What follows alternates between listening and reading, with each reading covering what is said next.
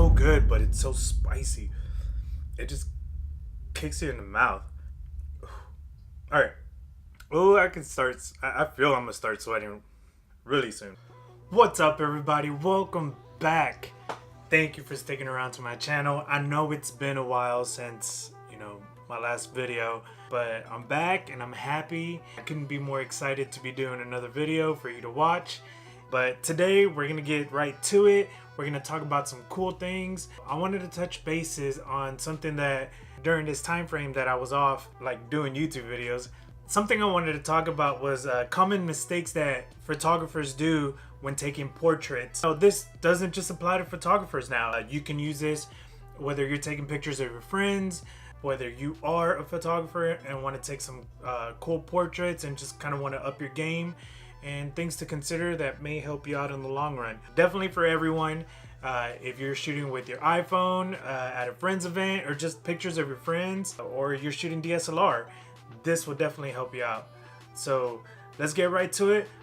But a little surprise is I'm going to be doing this while eating 2 times spicy ramen.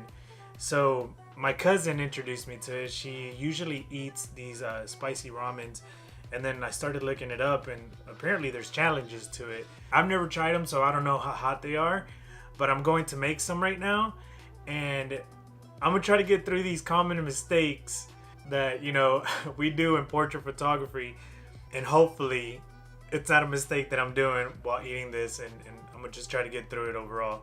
Let me go make that real quick and we'll be right back. Let's go.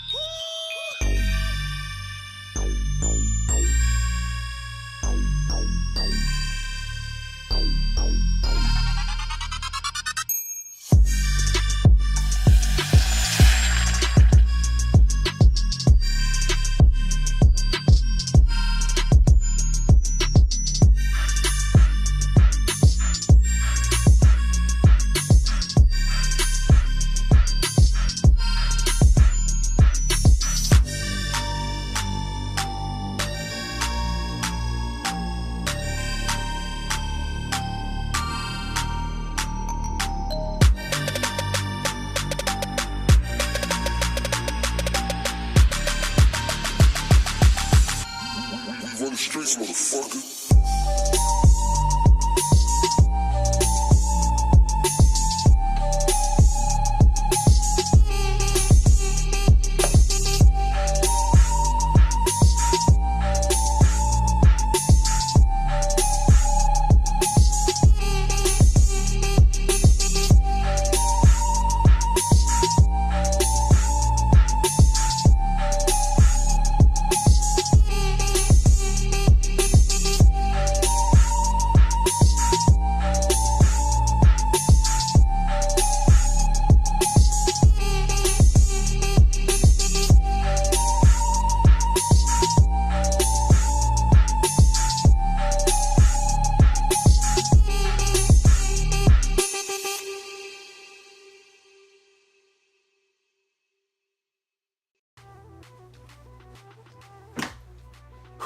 Okay, I'm back.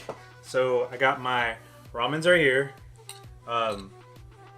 They look pretty tasty, not gonna lie. Look at this. Ooh, can't wait. And I got some water, just in case I can't handle the heat. Not too good with spicy foods. Although I do love it, not too good with it. So let's see how this goes. But let's start with the first bite and we'll get to the first one. Ooh, let's go.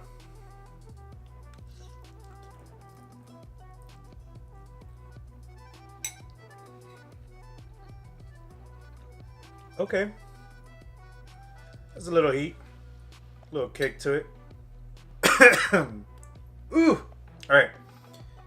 So the flavor just kind of like, it's tasty. It's not like awful heat, but it just like rolls to the back of the tongue into the throat, and it's just like hitting you in different levels as you go.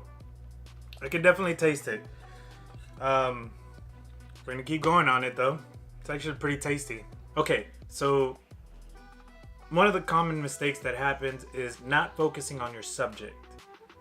And what happens here is this is like number one rule, and it should be done immediately. It doesn't take but milliseconds to actually do. We forget because our technology is so advanced now and it's so easy to point and shoot with a lot of the things we use, we expect everything to be done for us instantly. But technology isn't always 100% accurate to knowing what you're going for. Whereas something really quick you can do with phones, usually you can just tap the screen and it autofocuses instantly on the subject, and you're able to do that. On DSLRs, ones that can focus on eyes, instantly do facial recognition. I know mine, as we're doing this video, I move around on the monitor, I can see a little square following my face. So usually don't have that problem, but you still want to refocus or just halfway press the trigger on your cameras, because most of them work that way, and it'll help you focus on your subject. So when you take that picture, that portrait, crisp, clear, and it's already on the next level. Do your friend a favor, do yourself a favor. It's just focus on them. You're already taking their picture. Don't half-ass it. Work with them. Make them look good. You're proud of your friends. I know I am. That's why I try to take their best pictures. It's what we do. That's what friends are for. That's why we love each other. Right? Next bite, and we go to the second one. I'm excited. So hopefully I can finish the whole bowl. Or I can finish the list before. I don't know how this works anymore.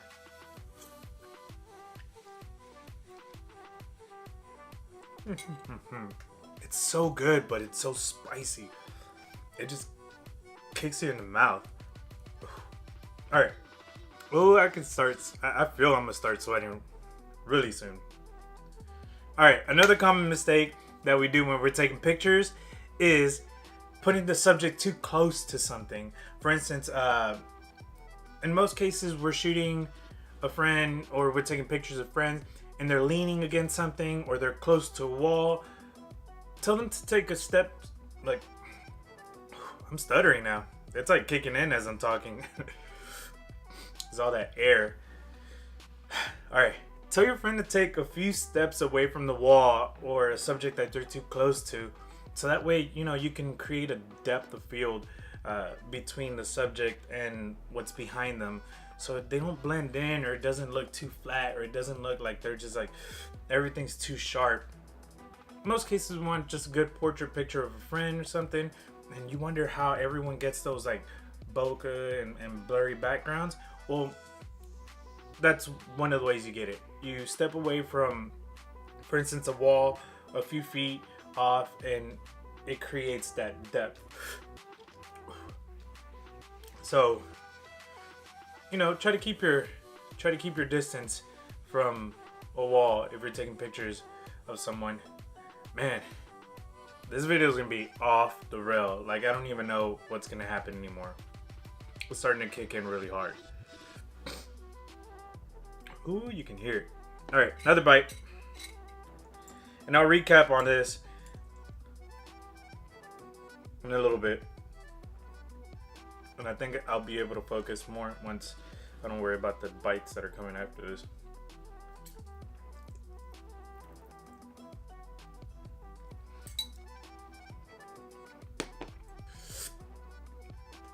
Yeah, it's starting to kick in. All right, another common mistake is shooting too close to the face. I'm gonna use my phone as reference. Is whenever you're taking pictures of your friends, you wanna avoid getting too close to their face or zooming in too close to the face. You definitely want to keep a distance, because if it's too close, your camera may not be able to focus right, and so the picture comes out blurry. And sometimes shooting too close isn't the most flattering look you can give someone, because it catches different lightings and different effects on their face that, someone, it may ooh. Okay. Shooting too close to the face may create a distortion on someone's face that they don't have. It's really kicking in now. And this is like my third bite. This is supposed to be like 2 times hot. I can only imagine like the hottest level of this. I usually get really spicy ramen when I go eat. But I think this is just meant to kick your butt. Let's go for another one. I'm almost done, but man, I see why the serving is so small.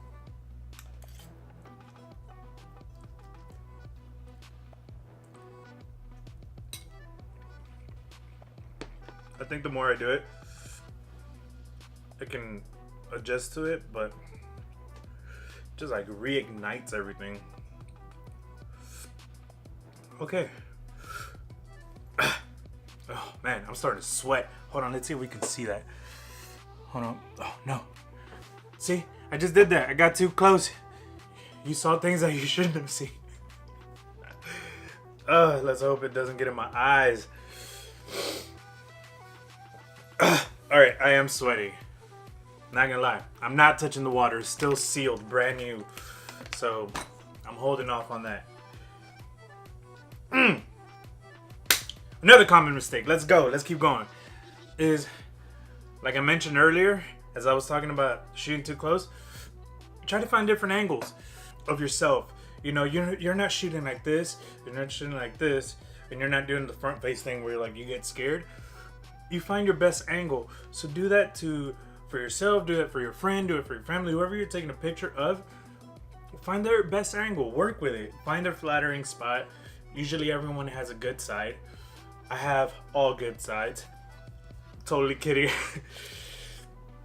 I'm totally kidding. But yeah, just work around, and I mean, don't be that friend.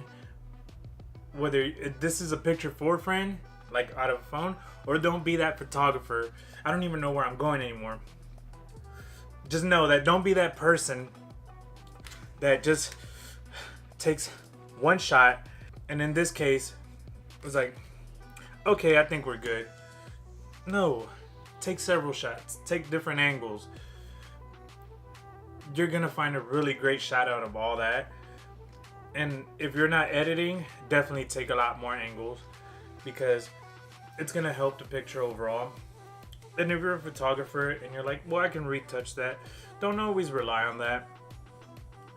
You want the best shot, or you want to take one of the best shots you can, so it makes it easier when you're doing the post edit, and it helps you overall.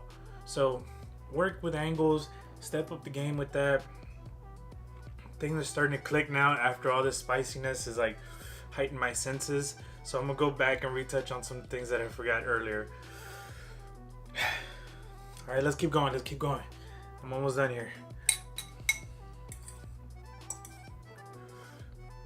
All right, I'm gonna take a big bite of this one, because the closer will probably be the end of the whole bowl, if you want to see.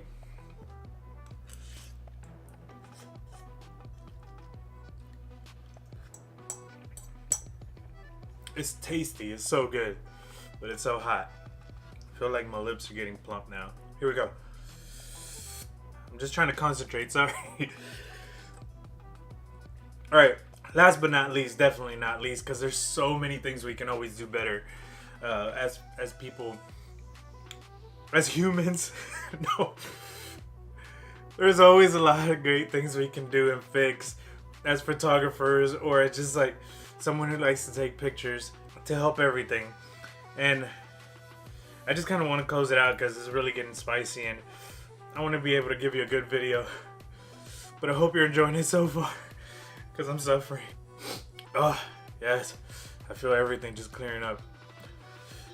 Lighting. Lighting is important in everything that you do.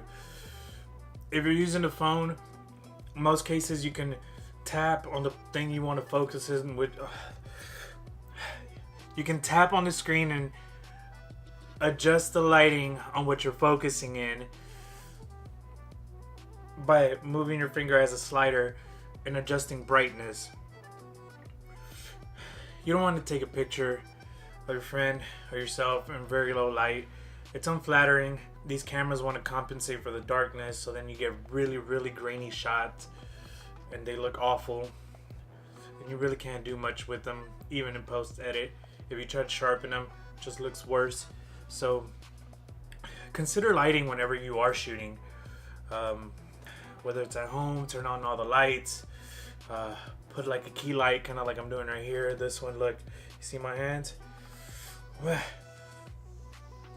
It helps bring some light, and it flatters everything, kind of brightens you up. If you're shooting inside a venue that's completely dark, a cool hack that I've done, usually you're with a lot of people, a lot of friends. Man, we do this. We turn on our lights on our phone, and we place them like on the side of our person, whoever's taking the pictures, and we all take turns. It's fun, it's creative, it gets you involved. So definitely, when taking portrait shots, whether it's of yourself, friends, professionally, make sure that the lighting's proper.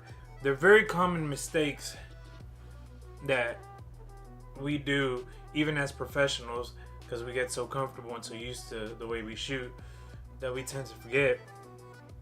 But they're very, very simple to fix if we just remember some of these things as we're shooting, and it definitely ups your game. So let's go back. Focus. Very easy to do, especially with our technology. Just make sure if it's with your phone, tap on the subject that you're shooting. If it's with your camera, make sure the little squares or any of the technology that it uses is somewhat focused on the face, the eye mainly, because then it'll compensate for the rest. Another one is, don't shoot your subjects too close to something. Especially if you're doing like a wall, you want to create a cool little depth of field effect, and it'll definitely up your game next level. Don't shoot too close to the face. You know what? Let's just finish this. I don't want to suffer. Alright. I probably didn't even chew this last one. Alright. Almost done. Trying to get this bit. Alright, anything on my beard? Nope. We're good? Don't shoot too close to the face, which leads into find the best angle, move around. You want to do something flattering for yourself, for wherever you're shooting. You do it for yourself, do it for others. Don't be that person. And have fun with lighting. Always think about it. The more light, the better. Unless you're shooting next to the sun, which then you'll burn. I don't even know what I'm saying anymore. But some cool tricks, some cool things, some common mistakes that we make, and how you can fix them just by thinking about it. I hope this video helped. I love y'all. Thank y'all for sticking around. My lips are on fire.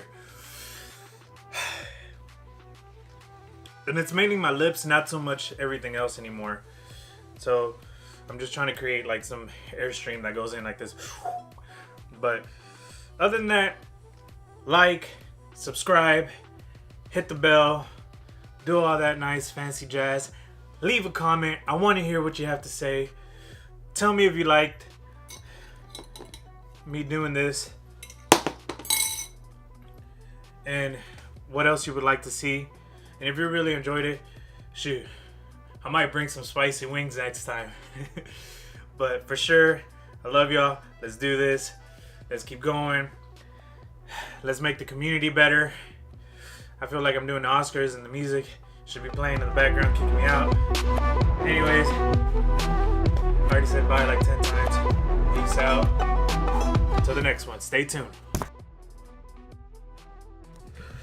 Okay, I wanted to come back. I just wanted to show you how red my lips are.